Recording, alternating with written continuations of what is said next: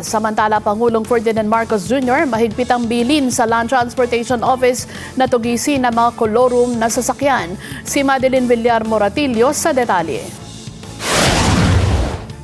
Ligtas na lansangan ang hangad ng gobyerno, kaya naman mahigpit ang direktiba ni Pangulong Ferdinand Marcos Jr. sa Land Transportation Office sa kampanya laban sa mga hindi lisensyado o kolorum na mga sasakyan. Ayon kay Palace Press Officer Undersecretary Claire Castro, dahil sa pinaigting na anti-colorum operations, daan-daang hindi lisensyadong sasakyan ang nahuli at na-impound sa loob lang ng 3 araw.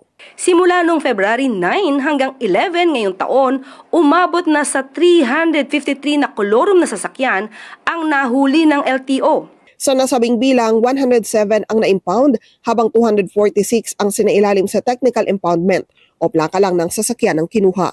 Bukod sa kampanya kontra kolorum, sinabi ni Castro na nag-deploy rin ng LTO ng K9 units sa mga terminal at mga checkpoint.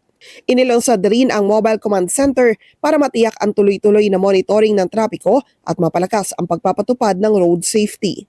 Ang MCC ay kaya umanong mag-monitor ng traffic real-time, kumilala ng plaka ng sasakyan at beripikahin kung rehistrado, nakaw o iligal na nabago ang mga ito. Madeline Villar Moratillo para sa Mata ng Agila. Matatag, matapang, matapat.